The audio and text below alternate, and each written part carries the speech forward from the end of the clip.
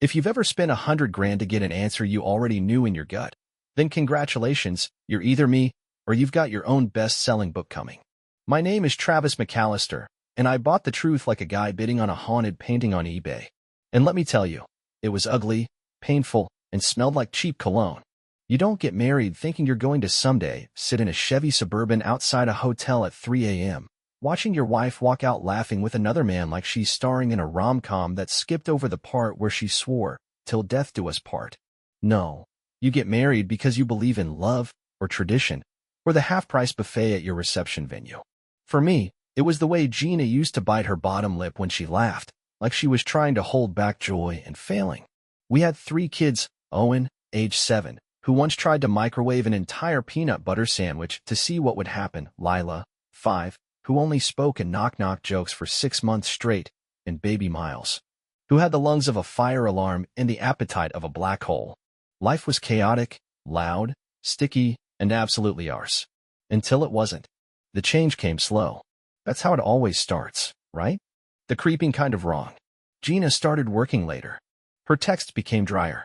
The laughs weren't as loud, and when I made dumb dad jokes at dinner, her smile didn't reach her eyes anymore. I asked once, "Everything okay?" She said, "Yeah, just tired." That's the phrase that should be on every betrayal's bumper sticker, just tired. I believed her, because love makes you stupid in the nicest possible way. I didn't have hard evidence. No lipstick on collars or mysterious perfume or wrong number texts. What I had was intuition, and a friendly hacker named Jimmy who worked in IT at my office and owed me big for not ratting him out after the great printer incident of 23. I paid Jimmy 10 grand to install tracking software on Gina's phone. I know. Terrible. Immoral. Possibly illegal in 3 states. But I was already losing her, and if I was going down, I wanted to know what sunk me.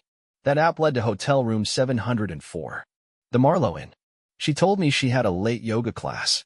Apparently, yoga now ends with wine, scented candles, and some guy named Dean, who looks like he owns multiple vests and probably refers to wine as a conversation. I sat in my Suburban, eating cold Taco Bell, watching the GPS. That was my wife's phone stop moving. For hours. At 2:42 a.m., it moved. Slowly. Out the back entrance. I should have driven off. But no, I followed. I paid $20,000 to a private investigator to tail them over the next few weeks. He got photos, receipts, timestamps, everything short of a musical number. Then, in a moment of sheer lunacy and genius, I decided I wanted to see it myself. Not just know it. See it. Face to face. Eyeball to eyeball. So I set up a trap. I'd never considered myself a man who spent money recklessly, at least not on big things. Sure, I dropped some cash on a new set of golf clubs once, but nothing that could be considered truly reckless. So when I made the decision to spend 100 grand just to confirm what I already suspected about Gina, I wasn't thinking about the price tag. I wasn't even thinking about how much my bank account would feel it. I was focused on getting the answer. I needed closure. I needed something concrete, something I could hold in my hands like a confession, something that would finally end the endless nights of tossing and turning. I knew my marriage was in trouble, but the thought of Gina, my Gina, being with another man? That was a concept I could barely wrap my mind around, but the way my gut was screaming told me it was happening, even though my heart kept denying it. The plan, absurd as it was simple. I rented a cabin up north in the woods. A place that was secluded enough to offer a retreat from the world, but not too far out that I couldn't get away quickly. The idea was to surprise Gina. She had been telling me for weeks that work had been piling up, and she needed a break. Perfect, right? What could be more innocent than a weekend away with your husband? I had everything planned. I arranged for a babysitter for the kids and let Gina know that I had booked a weekend for the 2 of us to relax. She didn't ask for details, and I didn't offer them. That was mistake number 1, underestimating her ability to slip through the cracks. She agreed, of course, because who wouldn't want to get out of the grind for a few days? I watched her pack her bags, thinking she had no idea that the entire weekend had already been rigged in a way that would make a game show host jealous. I got to the cabin first, setting up the place, lighting a fire in the stone hearth, and making sure everything looked perfect. I wanted it to be the kind of weekend that would make her forget about the creeping tension that had been growing between us. I even planned a fancy dinner to cook later, something that would make her feel like everything was normal again. It was too bad I wasn't the one who needed the redemption, because I was about to blow my own life wide open. When Gina arrived, she looked surprised but happy. She threw her arms around me, and for a second, I almost convinced myself that everything was fine, that I had been wrong. Maybe I had been imagining things. Maybe all those late nights and strange phone calls were just part of her being overwhelmed with work. But deep down, I knew. I knew what was going to happen next. I waited for her to settle in, offering her a glass of wine while I moved around the cabin, getting everything ready. We talked about the kids, about what we would do if she ever took time off to actually relax, and about how everything had been so crazy recently. The conversation was safe, surface level. We stayed away from the unspoken tension between us, pretending we didn't both know something was wrong. After dinner, I excused myself and went to the back porch to check my phone. I had a tracker set up on her phone, and that's when it happened. I watched the little dot on the map move again. This time, it wasn't just a random location. It was headed for a hotel, the hotel. My heart stopped. Without thinking, I grabbed my coat and slipped out the door. I wasn't sure what I thought would happen, but I couldn't shake the feeling that I was on the verge of some twisted discovery. I drove to the hotel, half terrified and half thrilled. The whole time, I was battling with myself. Should I confront her right then and there? Should I wait? Should I go home, pretend this was all in my head, and never bring it up? But I couldn't turn back. I knew what I was about to see. I parked across the street, hoping the shadows would hide me from view. And there, in the dim glow of the parking lot lights, I saw her. Gina. She was walking out of the hotel with him, Dean, the guy she'd been working late with for the past month. The way they were walking, the way their bodies leaned into each other, the way their hands brushed, it was all too much. My stomach dropped. I wanted to scream. I wanted to rush over and drag her back to the car and demand to know what the hell was going on. But I stayed frozen. I watched as they laughed, really laughed, as if they had no care in the world. She was so light, so carefree with him, like I had never seen her. I didn't even recognize her anymore.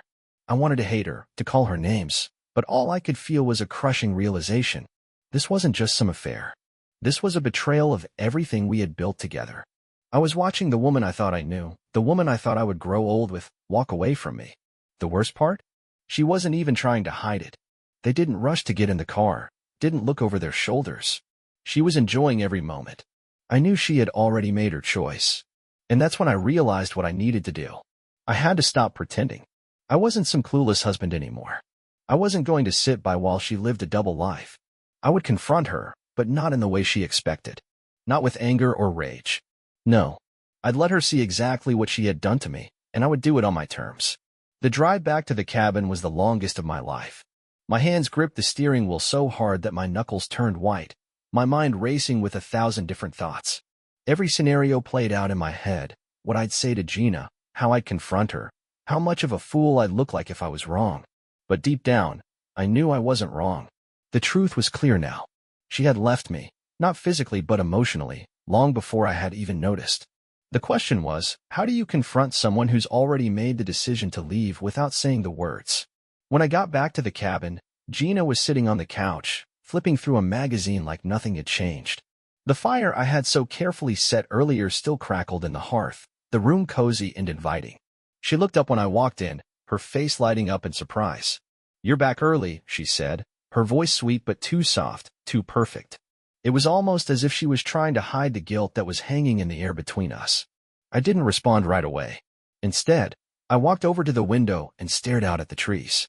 I could feel her eyes on me, waiting for me to say something, but I was too busy trying to swallow the wave of nausea that was threatening to take over. I was furious, but I wasn't sure where to direct it. At her? At myself?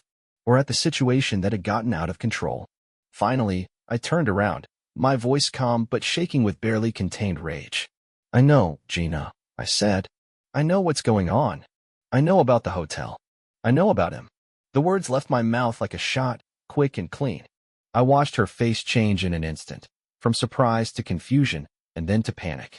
She froze, as if she was trying to process what I had just said, but she knew, deep down, that it was true.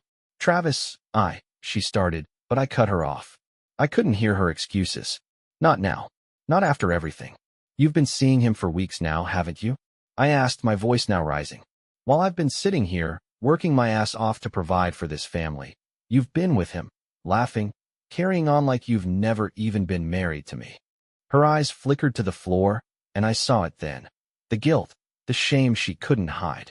I didn't want to see it. I didn't want her to feel guilty. I wanted her to understand what she had done, what she had thrown away.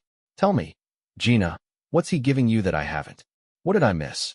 Because for the last few months, it felt like I was just existing beside you, not actually living with you. She stood up slowly, wiping her palms on her jeans like she was trying to steady herself.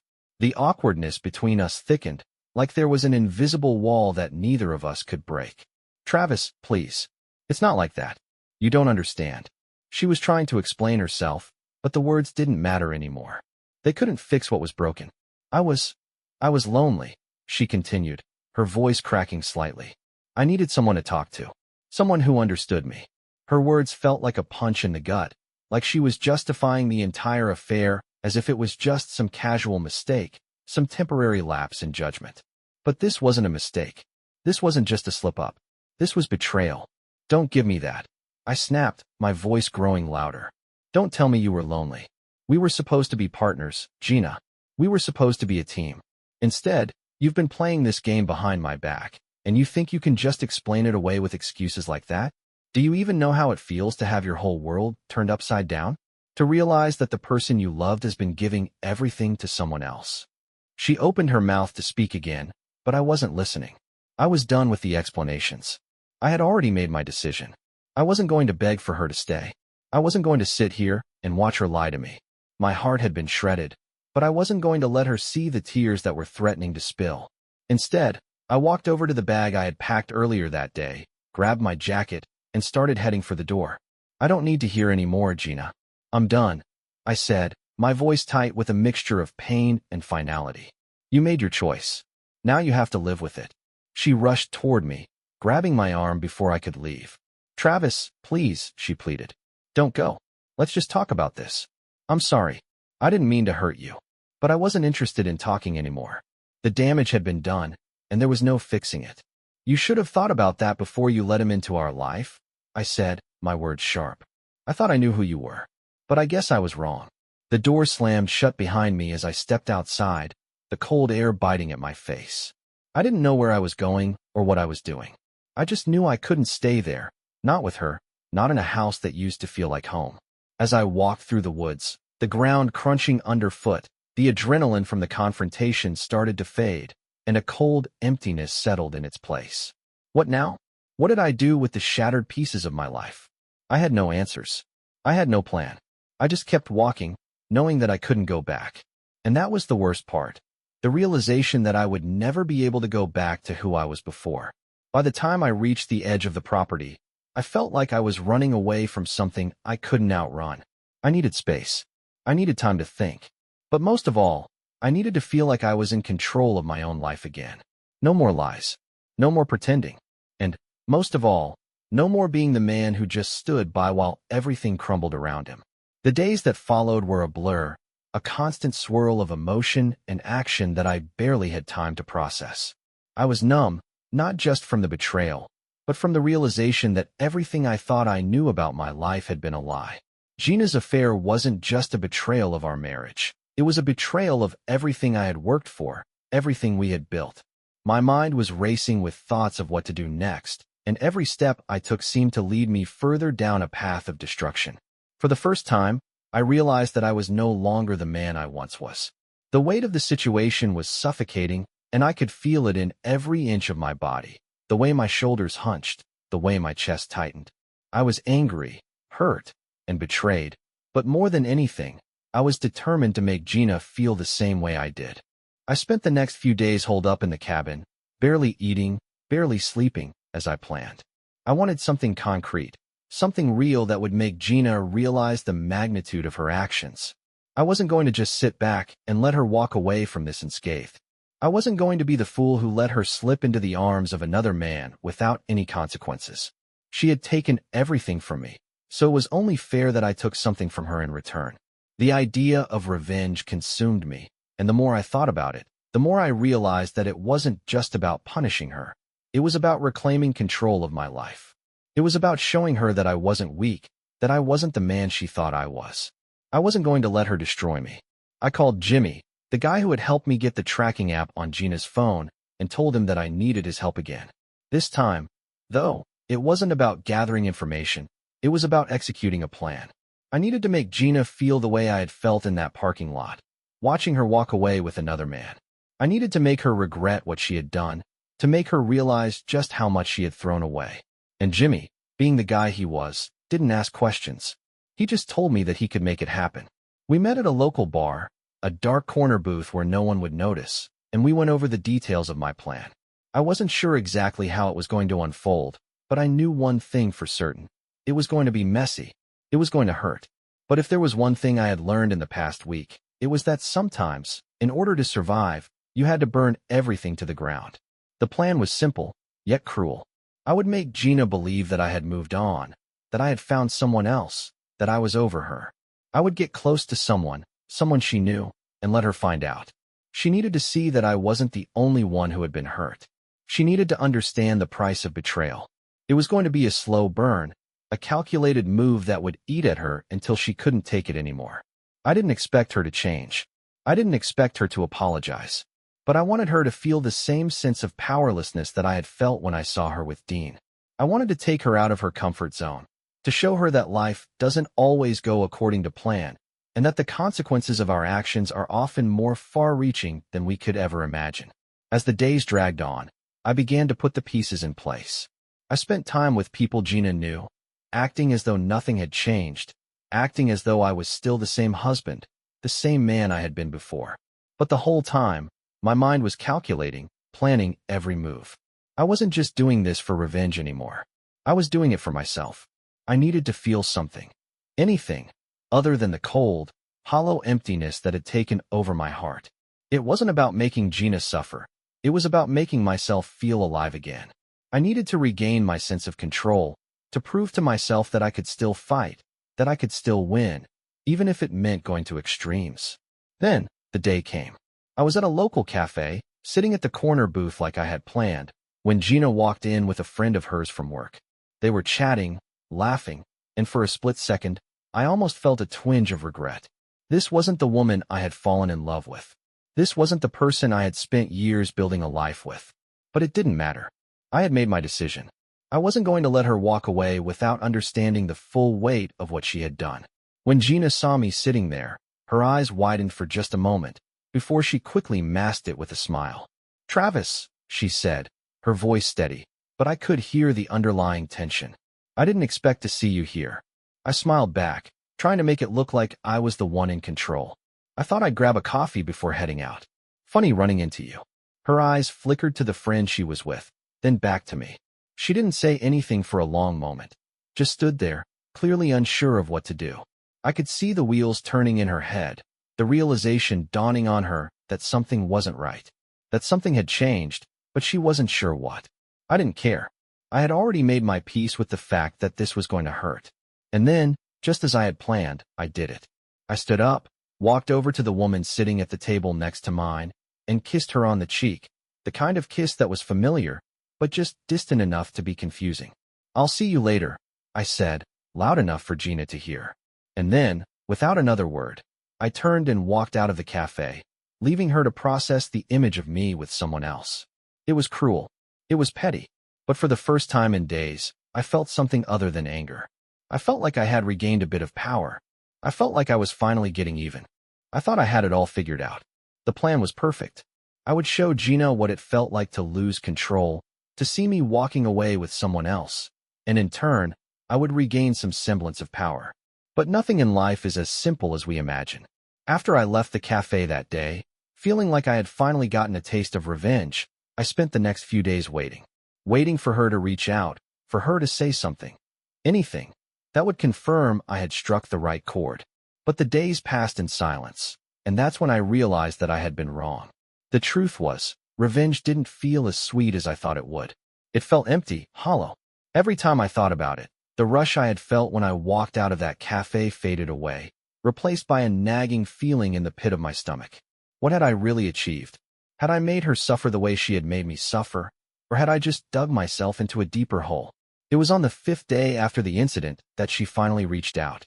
I had been sitting in my car outside the house, staring at the door, trying to gather the courage to walk inside and face her. The sound of my phone buzzing shattered the silence, and for a moment, I couldn't even bring myself to look at the screen. But then I did. It was a text message from Gina. Simple, straight to the point. We need to talk. My heart skipped a beat. I wasn't sure what I was expecting.